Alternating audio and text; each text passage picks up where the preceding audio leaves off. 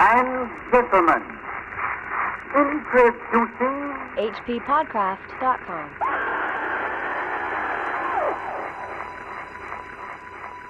Mystery attracts mystery. Ever since the wide appearance of my name as a performer of unexplained feats, I've encountered strange narratives and events which my calling has led people to link with my interests and activities.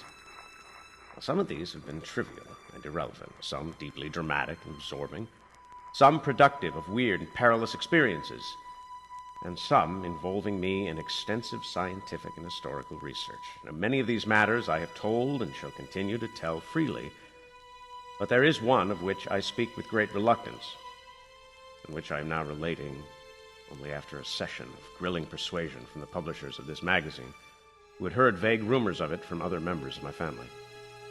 That would be the Houdini family, for this is a story ghostwritten by H.P. Lovecraft for one of the greatest and most famous performers of all time, Eric Weiss, better known as Harry Houdini. I've never heard of him. Publishers of what magazine? Yeah, what magazine? Weird Tales, maybe? I don't know. What magazine? What are you talking about? I believe it is Weird Tales. It's Weird Tales. Thanks for being the expert there. Well, we're here today with our little podcast family. I am Chad Fifer. I'm Chris Lackey. And we are joined by none other than Andrew Leman. The strange uncle who comes down occasionally from the attic. Our reader is Matt Foyer, star of the silent film Call of Cthulhu, directed by Andrew here, and the upcoming Whisper in Darkness.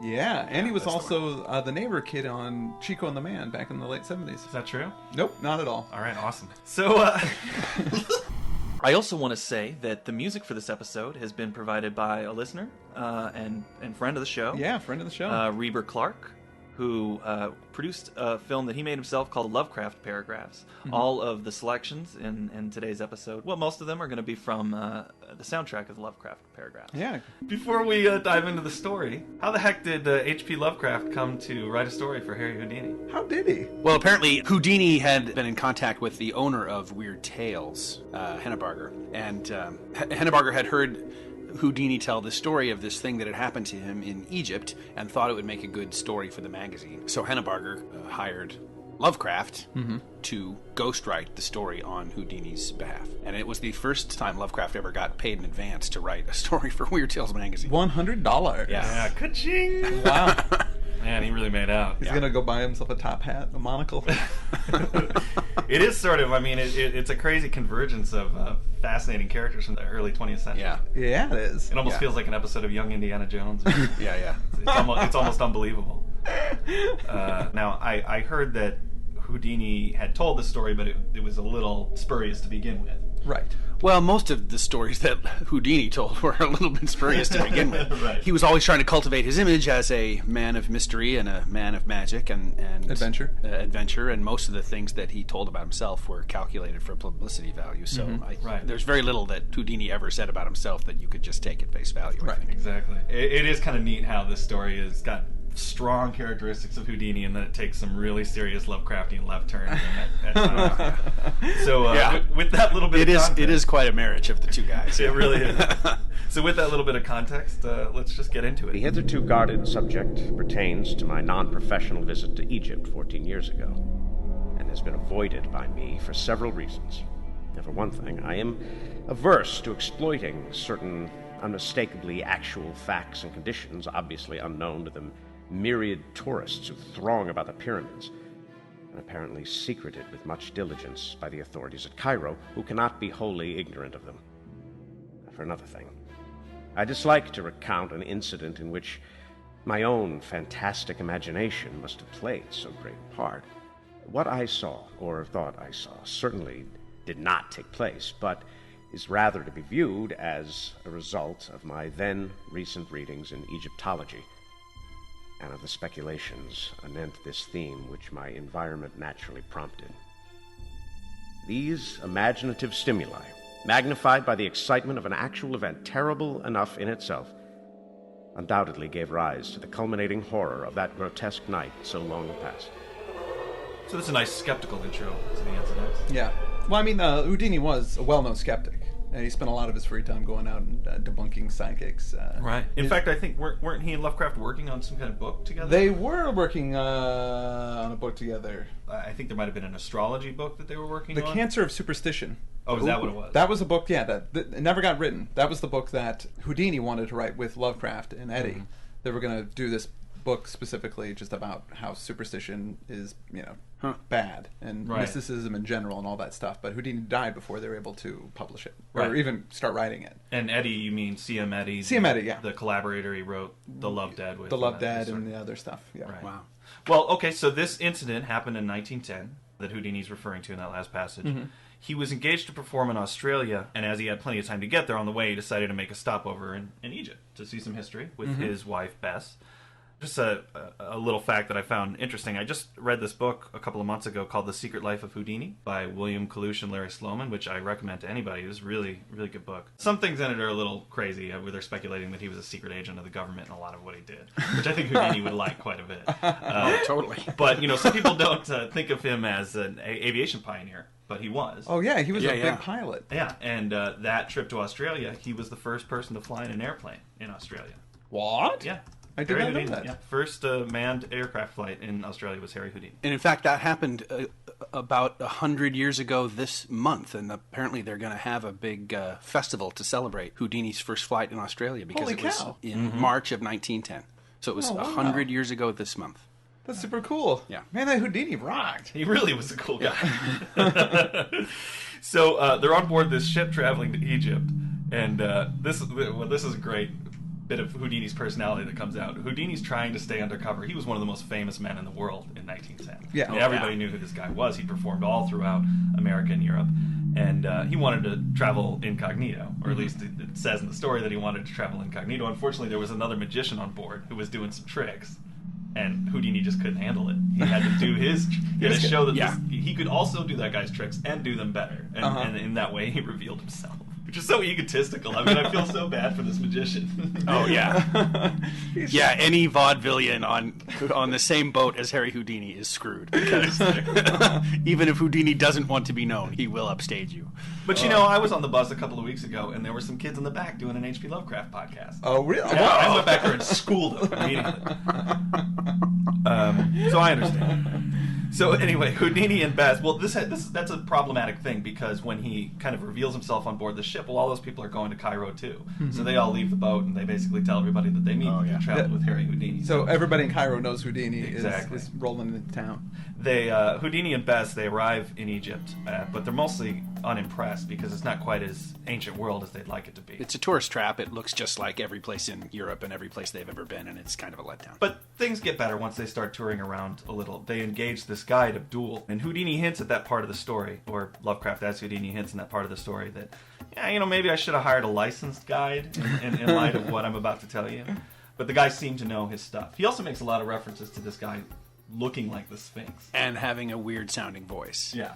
I think it's amusing and early in the story when he says that maybe I had just read too many books about Egyptology recently, because in the subsequent paragraphs, once they get to Egypt, it really is like Lovecraft's been really boning up. Oh, yeah. No, it's crystal clear. It felt, and to me, it was a little annoying, maybe because I knew that beforehand. I'm just like, okay, you did your research. I get it. Mm-hmm. On the other hand, it does... I personally have never been to Egypt, but after reading this passage, you feel like you have a pretty good, vivid sense of what it must have been like to go there. I mean, it is a pretty good travelogue and description of Port Said and Cairo and. Yeah, but I felt like I was reading a travelogue and not a Lovecraft story. I felt like it gets Lovecraftian in chapter 2. Personally, I was ripped by it maybe the first time I read it, because I was rereading it this time. I was sort of like, all right, let's go. But I don't know. I agree. I thought it creates a nice sense of atmosphere and gives you some facts and kind of paints a picture. Especially since that Cairo and stuff is gone forever. Right. Yeah. It's fun to imagine what it would have been like to go there, to be Indiana Jones or to be Harry Houdini in the Cairo of the 1920s. Right. And since that Cairo is forever gone, it's kind of a fun little glimpse into the Cairo of yesteryear, I think. I agree. Lackey, you're on the outs. I know. Man, I got ganged up on. Just like. Right. So it's a nice preview. So after a day of touring around the neighborhoods and all the attractions of old Cairo, Baz and Houdini and Abdul, they grab some camels, I think one donkey, and what he describes as some useless men and boys. This was interesting to me. Now, I wonder if Houdini was, because I know that he complained about money a lot, even though he was pretty wealthy. He hated spending money, and I wonder if Lovecraft picked that up from him, or Lovecraft was just so poor that he wanted to throw in some thriftiness. I don't know. But he complains a lot about spending money in this early part of the story, which I find funny. And they head off to the pyramids the next morning. The pyramids stand on a high rock plateau. This group forming next to the northernmost of the series of regal and aristocratic cemeteries built in the neighborhood of the extinct capital Memphis. Near the edge of the plateau and due east of the second pyramid, with a face probably altered to form a colossal portrait of Khephren, its royal restorer, stands the monstrous Sphinx, mute, sardonic, and wise beyond mankind and memory. From what I read, Houdini's original story had the action in Campbell's tomb, which is close to the Sphinx, but Lovecraft decided to set it around the temple of the Sphinx. Which is a much better choice, because Campbell's tomb, as far as I can tell, is just a hole in the ground. I mean, Campbell's tomb is just a big empty pit. It doesn't seem very exciting. There's really no features in Campbell's tomb of any kind. Now, the Sphinx is the largest monolith statue in the world. Yeah. Gigantic lion with a man's head. It's missing a nose, right? It was built around 2500 BC. Or so they like to say. That's right. Who knows? Yeah. Well, there was a big speculation about that there is supposedly water damage on the Sphinx, which means that the last time that their area saw enough rain to have water damage on it would be about 10,000 years before. There are also some people who link the orientation of the Sphinx and the pyramids around it to the stars in Orion's belt as they appeared like 10,000 years ago. So there are other people who try to date the Sphinx as being incredibly ancient based on astronomical evidence as well as the water erosion evidence. The bottom line is nobody knows how the hell old the Sphinx is. They don't know, but because there's people aren't sure about it, I believe in ghosts and aliens. Oh, okay. No, absolutely. In the story, it says There are unpleasant tales of the Sphinx before Khephren, but whatever its elder features were, the monarch replaced them with his own, that men might look at the Colossus without fear. The Sphinx vaguely displeased us and made us wonder about the legends of subterranean passages beneath the monstrous creature, leading down to depths none might dare hint at, depths connected with mysteries older than the dynastic Egypt we excavate, and having a sinister relation to the persistence of abnormal animal-headed gods in the ancient Nilotic pantheon. Khephren was king of the 4th dynasty and lived at 2520 BC. Okay. Yeah. So boom, that guy's old. Yeah. No matter how you slice it. Exactly. Ugh, grosses me out, he's so old. I don't know why I said that. But it's interesting. So he apparently put his own face on there because there was something far more displeasing originally on the Sphinx. If you've seen the pictures of a Sphinx, it does seem like the face was added later. It doesn't look like the body to me. I mean, the pictures I've seen of the body, and this is all just my personal observation, and other people have made this, is that the face looks too small for the body. Like there was something there, and it got whittled down to a face. They also seem to be sculpted in different styles, and the face just looks newer than the rest of it. The rest of it, yeah, a little bit. Well, yeah, okay, so we're setting up a theme in which maybe some human heads are being grafted onto animal bodies or vice versa in unnatural ways. I'm sure that probably won't play out at all in the story. Not. No. Houdini and co. tour the pyramids, and they trek to the top of the Great Pyramid, but at this point they don't explore all the subterranean passages because they're a little tired, a little worn out, and frankly all the natives are annoying Harry Houdini with their clamoring and their selling. Yeah. He is, however, attracted to those passages, and he resolves to visit them himself at the earliest opportunity, which came, as he says, much earlier than he'd expected. Right. But so here's what happens. Houdini has Abdul take him on a walk through the Arab quarter of Cairo at night, and Abdul gets in a fight with the young Bedouin, who maybe just didn't like the look on his face. There doesn't seem to be too much good reason for it. No. Right. Houdini intervenes in the struggle, he splits them up, and then the two combatants get their dignity together and they make a pact. A pact for the settlement of their difference by means of a nocturnal fist fight atop the Great Pyramid, long after the departure of the last moonlight sightseer. Each duelist was to assemble a party of seconds, and the affair was to begin at midnight, proceeding by rounds in the most civilized possible fashion. In all this planning, there was much which excited my interest. It's definitely not out of character for Houdini to want to be part of something like that. Well, I mean, it's some adventure that's going on right there. You want to see that. Some dudes are going to go fight on top of a pyramid. I know. That's a great. Although, come on. Houdini, Lovecraft as Houdini says that this is a pact of honor, which is a custom of great antiquity. And it's like, so are we supposed to believe that guys are always going up to the top of the Great Pyramid to punch each other in the face? I mean, it's this is there are guys standing in line every night at midnight to go beat each other up on the top of the Great Pyramid? Because it seems a little dubious to me that's really that Houdini would fall for that. Let's all go to the top of the Great Pyramid and beat each other up. Since the beginning of time, men have punched each other in the face. On top of the pyramid. Yeah. Well, he does fall for this, and he wants to be one of Abdul's seconds. And then the two, Abdul and Houdini, run around. They get all their other guys together to be part of this boxing. And he talks about how he goes into all these like really seedy joints. Yeah. It kind of makes me think of the Magnificent Seven. He goes all those all those different places and finds a guy like drunk and passed out, and then finds a dude that everybody's scared of. And so at a little after 9, they head out to the pyramids, which he describes as ghoulish in the nighttime. Even the smallest of them held a hint of the ghastly. But was it not in this that they had buried Queen Nitocris alive in the 6th dynasty? Subtle Queen Nitocris, who once invited all her enemies to a feast in a temple below the Nile and drowned them by opening the water gates. I recall that the Arabs whisper things about Nitocris and shun the 3rd pyramid at certain phases of the moon. That is subtle. Now, Nitocris was supposed to be a blonde woman with fair complexion, which is pretty weird for Egypt. Yeah, she was alive from 2152 BC to 2149 BC. Allegedly. The whole gang of hoodlums gathers up on top of the Great Pyramid, which has been flattened, obviously, because of erosion. There's no apex anymore. So I was just imagining them having the poles up there and the like it would be a wrestling ring or something like that. A microphone coming down from exactly. Yeah. They have their boxing match, which Houdini feels, wait a minute, this looks a little staged, finally. Yeah. And Abdul wins, but even though he feels that it's a little faked out, he's kind of proud of his guy. Yeah. I had his back, and he took it back.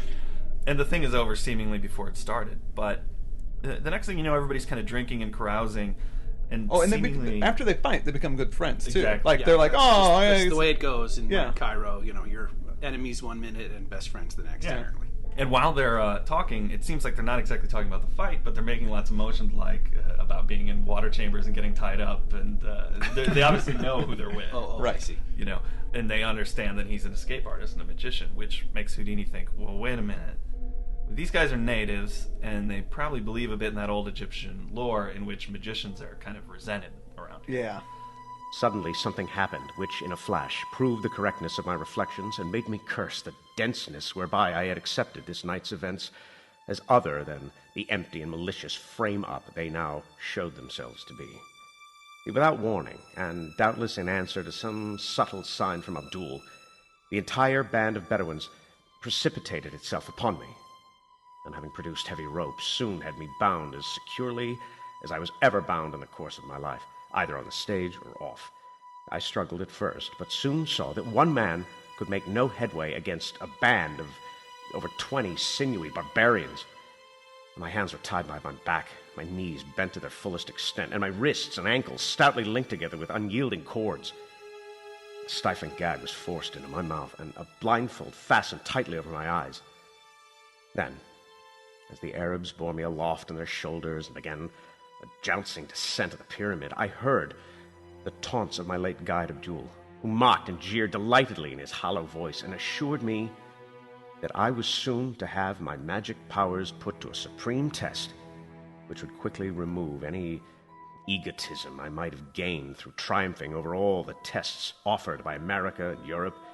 Egypt, he reminded me, is very old and full of inner mysteries and antique powers not even conceivable to the experts of today, whose devices had so uniformly failed to entrap me. Well, this is really bad news. I love how Lovecraft puts the word frame up in quotes. Like it's this exotic term, but then later he'll throw out, Egyptanic and thaumatropic and hypostyle, like it's normal speaking. Yeah, right. great point.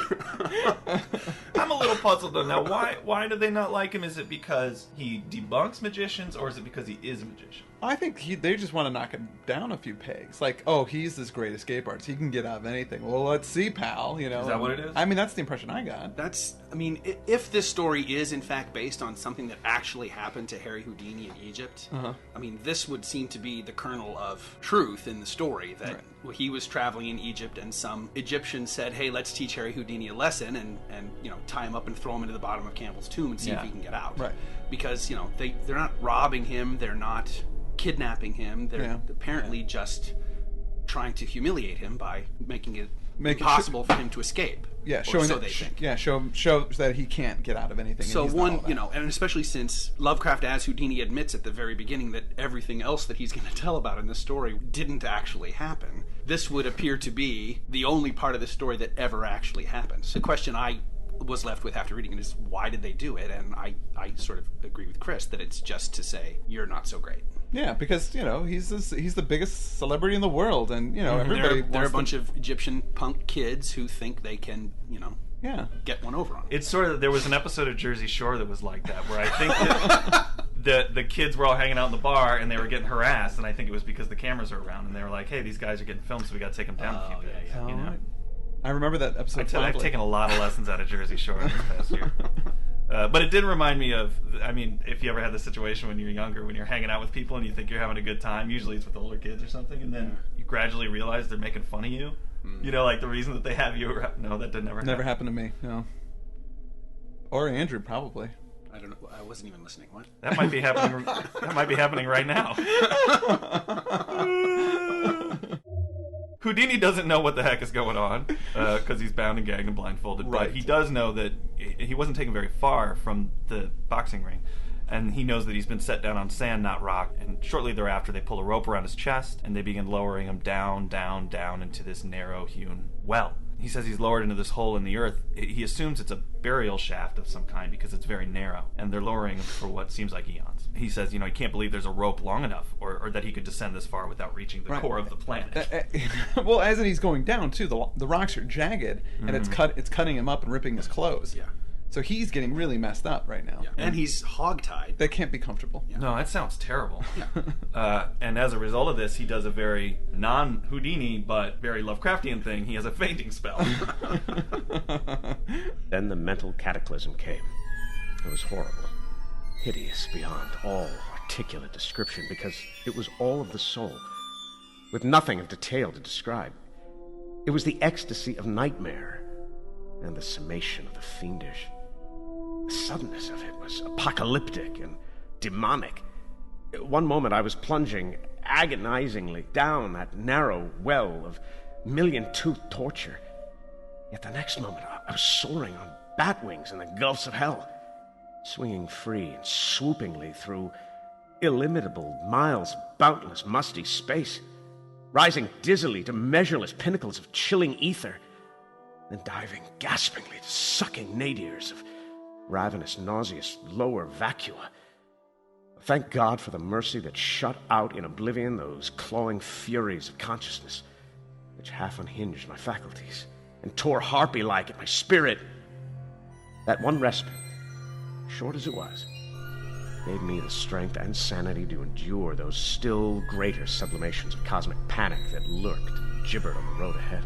Yikes, that sounds very Lovecraftian. Yeah. Oh, yeah. But, at least he uses the fainting spell to kind of steel himself up. Thank goodness I fainted a little, because it gave me a little rest, and I'm able to move on with my adventure. Now, I had heard that Houdini wasn't too happy with that one aspect of the story. That he was depicted as being capable of fainting in the face of... Yeah. Right, yeah, because I believe I've heard the same thing. I'm submerged underwater. If I fainted, I would be dead. I cannot faint. It's something that just doesn't happen to me. And I believe it, because he did do some pretty badass stuff. Yeah, when he was submerged underwater, he was in control of being submerged underwater. True. This is him being taken by surprise by 20 sinewy barbarians and dropped apparently, into a bottomless pit. So he was a magician. He wasn't a miracle worker. When he was submerged underwater, it was a trick. He knew how he was going to get out in advance. In fact, that was probably a revision. The original text was like, my pants were befouled immediately. No. say fainting. Houdini's a big client. Well, from there we enter the second chapter of this story. I dreamed that I was in the grasp of a great and horrible paw. A yellow, hairy, 5-clawed paw which had reached out of the earth to crush and engulf me. When I stopped to reflect what the paw was, it seemed to me that it was Egypt. A nice little preview for something, maybe? Yeah, who knows? I don't think so. That has nothing to do with the conclusion of this tale. No, Nothing at all. Gradually, Houdini comes out of this feigning spell, and he finds that he's on a damp rock floor. He knows he's pretty damn far underground, maybe in the Temple of the Sphinx, he speculates. Could be. Which there was a passageway to in the second pyramid. And there's a putrescent smell. Yeah, it bad. smells really like maybe like old herbs and spices, like some ancient tomb-like odor. First order of business, as always for Houdini, escape. But hopefully, without alerting the Arabs up above that he's getting loose, the rope is still tied to him. And he assumes that they're holding the other end, and they'll be able to detect any motion that he might, commit. Exactly, but that's more easily said than done. As soon as he starts moving around, he realizes he's got to have a good range of motion if he wants to get out of these bounds. As he said, he's never been tied up on stage or in his personal life as securely as he is now. And as soon as he does that, he feels the rope begin to fall from above. They've let it go. Oh, yeah. And he assumes it's because they have cottoned on to the fact that he's woken up, so they're now running to intercept him wherever they think he might try to escape from wherever he is. Yeah. That belief was shattered, and every pristine apprehension of preternatural depth and demonic mystery revived by a circumstance which grew in horror and significance, even as I formulated my philosophical plan. I have said that the falling rope was piling up about and upon me. Now I saw that it was continuing to pile, as no rope of normal length could possibly do. It gained in momentum and became an avalanche of hemp, accumulating mountainously on the floor and half burying me beneath its swiftly multiplying coils. Soon I was completely engulfed and gasping for breath as the increasing convolution submerged and stifled me. My senses tottered again, and I vainly tried to fight off a menace desperate and ineluctable. It was not merely that I was tortured beyond human endurance, not merely that life and breath seemed to be crushed slowly out of me. It was the knowledge of what those unnatural lengths of rope implied. The consciousness of what unknown and incalculable gulfs of inner earth must at this moment be surrounding me. My endless descent and swinging flight through goblin space then must have been real. And even now I must be lying helpless in some nameless cavern world toward the core of the planet. Such a sudden confirmation of ultimate horror was insupportable, and a second time I lapsed into merciful oblivion. He faints again. Yes. Now, Campbell's tomb, if my reading on the subject is accurate, is only like 60 feet deep. Yeah. Oh, really? So, if this actually happened at all and people lowered Houdini into Campbell's tomb, then there's not an unlimited supply of rope that they could drop down on him of course not. afterwards. So, pretty good reason for Lovecraft to change it up and not have it take place in Campbell's tomb. Because Campbell's tomb's pretty lame. And I mean, this is a pretty cool thing. To think that that's how deep it is, and that just to think of how much rope it would actually take to get down there, and it gets buried in it. It's that much rope. It's a stunning image, really, I think. It's the one thing that I took away from the story, having read it 20 years ago or whenever I read it. It really stuck with me, that the rope falling and falling and falling and falling as an indicator of how deep you are. And I would have fainted too. And that concludes part 1 of Under the Pyramids, featuring guest host Andrew Leman and the music of Reber Clark. We'll be back next week with part 2. This has been the H.P. Lovecraft Literary Podcast at HPPodcraft.com. HPPodcraft.com.